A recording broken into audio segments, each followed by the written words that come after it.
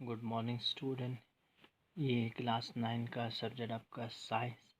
अब जो पहला चैप्टर आपका ख़त्म हो गया था, अब हम जो है सेकंड चैप्टर स्टार्ट करेंगे, force and loss of motion. तो हम सबसे पहले हम देखते हैं फोर्स। फोर्स क्या चीज़ होता है वो हम डिस्कस करते हैं, ठीक है। तो फोर्स आप लोगों का एक एक्सटर्नल एजेंट है, किसके फॉर्म में? आप लोगों का पुल और पुश के फॉर्म में, ठीक है। तो इस तरह लिख सकते हैं force, it is an external agent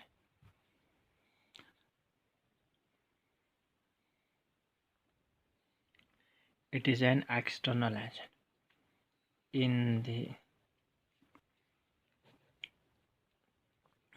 form of pull or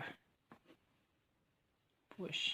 आप लोगों का एक एक्सटर्नल एफर्ट है, एक्सटर्नल एजेंट है, किसके फॉर्म में? पुल और पुश के फॉर्म में, ठीक है। तो ये आ जाएगा आपका फोर्स, ठीक।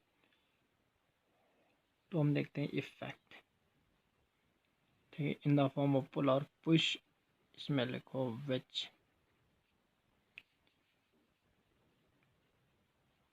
चेंज और try to change the state of object, ठीक है। एक्सटर्नल एजेंट है, किसके फॉर्म में? पुल और पुश के फॉर्म में। ये या तो चेंज कर सकता है किसी ऑब्जेक्ट की स्टेट को। मीन स्टेट मीन्स अगर बॉडी जो है स्टेट ऑफ रेस्ट पे होगा तो ये मोशन में ले आ सकते हैं, अगर मोशन में होगा तो रेस्ट में ले आ सकते हैं। इसको क्या कहेंगे? स्टेट। या इसके स्टेट को चेंज करने की कोशिश कर सकते हैं। इस एक्सटर्नल एजेंट को आप लोग क्या कहेंगे? फोर्स कहेंगे। अब हम देखते हैं इफेक्ट, क्या असर होता है फोर्स से। इफेक्ट ऑफ फोर्स, फोर्स का क्या क्या असर है, ठीक है। पहला आप लोग लिख सकते हैं फोर्स कैन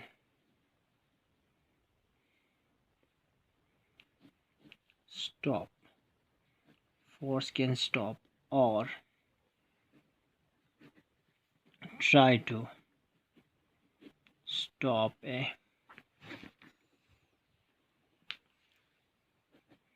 moving object। अगर एक ऑब्जेक्ट जो है मोशन में होगा तो फोर्स क्या कर सकता है? इसका जो है स्टॉप कर सकते हैं, इसके मोशन को रोक सकता है, या जो है रोकने की कोशिश कर सकता है, ठीक है। पहला इफेक्ट। सेकंड देखो, फोर्स कैन मूव और try to move a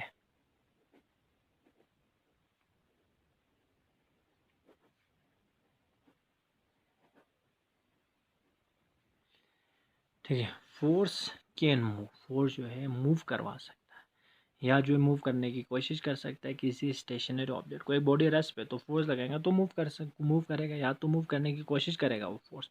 इसीलिए लिखा फोर्स कैन मूव और try to move a stationary object. Force can change the direction of moving object या मूविंग बॉडी, ठीक है। तो एक बॉडी जो है मूव कर रहा है एक पर्टिकुलर डायरेक्शन में, तो फोर्स जो है इसके जो है डायरेक्शन को क्या कर सकता है? चेंज कर सकता है। Force can change the shape of object, force जो है किसी ऑब्जेक्ट की शेप को भी चेंज कर सकता है, ठीक है। मतलब जो किसी शेप है बॉडी का, जैसे कि आपका ये है अब का बॉडी का शेप, तो यहाँ से मैंने फोर्स लगा दिया और इस साइड से भी फोर्स लगा दिया, एक साइड से फोर्स लगा दिया। अगर बॉडी रेस्ट पे होगा तो इसके शेप ऐसे भी पॉसिबल हो सकता है ना, इस फोर्स की वजह से। तो इसीलिए ये जो है फोर्स जो है इफेक्ट में सबसे पहले एक बॉडी मूव कर रहा है तो इसको जो है एक मतलब फ्रिक्शनल फोर्स या कोई भी फोर्स इसको स्टॉप कर सकता है या स्टॉप करने की कोशिश कर सकता है। सेकंड देखो, अगर कोई बॉडी रेस्ट पे है तो फोर्स लगाएंगे तो मूव करेगा या मूव करने की कोशिश करेगी, इसीलिए लिखा एक स्टेशनरी ऑब्जेक्ट रेस्ट पे ऑब्जेक्ट होगा उसको मूव करेगा। फोर्स जो है किसी ऑब्जेक्ट की मूविंग जो है ऑब्जेक्ट इस तरह से मूव कर रहा है तो यहाँ से एक फोर्स लग रहा है तो इसका डायरेक्शन चेंज कर सकता है। तो फोर्स जो है किसी ऑब्जेक्ट की शेप को चेंज कर सकती है। ये बनेगा आपका इफेक्ट ऑफ फोर्स। ठीक है, देखो अब फोर्स का आप लोगों का दो टाइप यहाँ पर आप लोगों ने डिस्कस करना है। एक होगा आपका बैलेंस्ड फोर्स, एक होगा अनबैलेंस्ड फोर्स। ठीक है, देखो आप लोगों का यहाँ पर एक ऑब्जेक्ट है, यहाँ से कुछ फोर्स लग रहा है इसकी वेट की वजह से। ठीक है, तो इस ऑब्जेक्ट को मैं रखूँगा एक टेबल पे,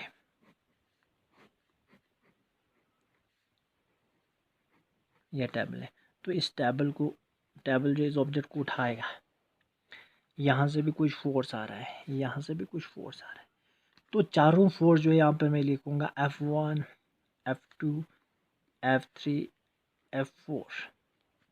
ठीक है, तो अगर ये सारा इक्वल एंड ऑपोजिट होगा तो रिजल्टेंट फोर्स क्या हो जाएगा, zero.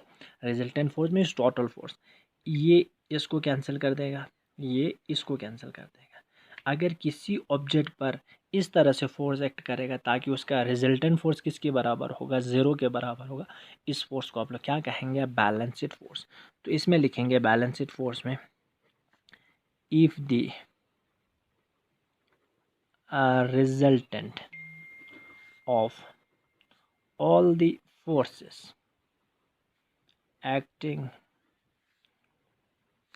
on an object is zero.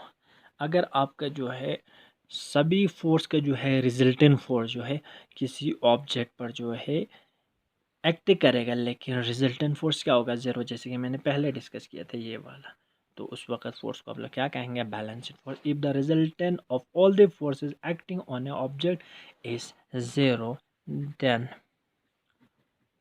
Force is balanced force. ठीक है, तो बैलेंस्ड फोर्स की वजह से बॉडी जो है मूव नहीं करेगा, स्टेशनरी रहेगा। जितना यहाँ से फोर्स है उतना यहाँ से भी फोर्स है, जितना यहाँ से फोर्स है उतना यहाँ से भी फोर्स है, तो आपका बॉडी किस में रहेगा, रेस्ट पे रहेगा, स्टेशनरी रहेगा। अगर एक फोर्स ज़्यादा होगा, ये वाला F1 ज़्यादा होगा, अगर ये दोनों इक्वल है, F1 जो F3 से इक्वल मतलब ज़्यादा है, तो बॉडी क्या कर जाएगा, मूव कर जाएगा ना एक डायरेक्शन में। तो उस वक्त आपका रिजल्टेंट फोर्स जो है ज़ीरो के बराबर नहीं है, बॉडी जो है स्टेशनरी नहीं रहेगा, अब बॉडी क्या करेगा, मूव करेगा। उस वक्त फोर्स को आप लोग क्या कहेंगे, अनबैलेंस्ड फोर्स कहेंगे। तो अनबैलेंस्ड फोर्स में आप लोग इस तरह से लिखेंगे, unbalanced force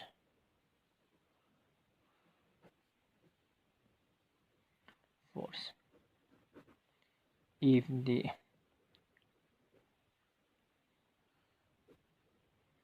resultant of all the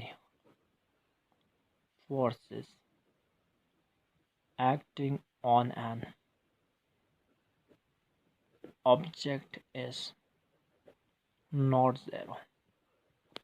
अगर आपका रिजल्टेंट जो है फोर्सेस का वो आप लोगों का ज़ीरो के बराबर नहीं होगा, देन फोर्स इज कॉल्ड, इस फोर्स को आप लोग क्या कहेंगे, अनबैलेंस्ड फोर्स। तो आप लोगों का अनबैलेंस्ड फोर्स की वजह से बॉडी मूव करेगा। पहले जो बैलेंस्ड फोर्स था बॉडी मूव नहीं कर रहा था, हर एक डायरेक्शन से फोर्स बराबर था। इस वक्त आप लोगों का जो है एक फोर्स जो है ज़्यादा होगा, जैसे कि मैंने कहा F1 ज़्यादा होगा F3 से, तो बॉडी इस डायरेक्शन में मूव करेगा ना, तो उस वक्त आप लोगों का फोर्स को आप लोग क्या कहेंगे, अनबैलेंस्ड फोर्स कहेंगे। ठीक है, तो इसको आप लोग क्या कहेंगे, अनबैलेंस्ड फोर्स। दो टाइप का फोर्स है। ठीक है, तो इसके आगे जो है आप लोगों का अगले लेक्चर में आप लोगों का मैं डिस्कस कर दूंगा इनर्शिया। ठीक है, आप लोग बुक से थोड़ा सा देख लेना इनर्शिया क्या चीज़ होता है, तो हम बाद में जो है डिस्कस कर देंगे इनर्शिया क्या चीज़ होता है और टाइप्स ऑफ इनर्शिया क्या होता है, इनर्शिया को आप लोग फर्स्ट लॉ ऑफ मोशन क्यों कहता है, वो सारा हम डिस्कस कर देंगे। ठीक है, वो आपका होता है इनर्शिया। तो इनर्शिया जो है हम डिस्कस करेंगे अगले लेक्चर में। ठीक, तो इसके बाद आप लोगों का जो है ये सेकंड चैप्टर है, तो इनर्शिया जो है उस लेक्चर में हम डिस्कस करते हैं, ठीक है।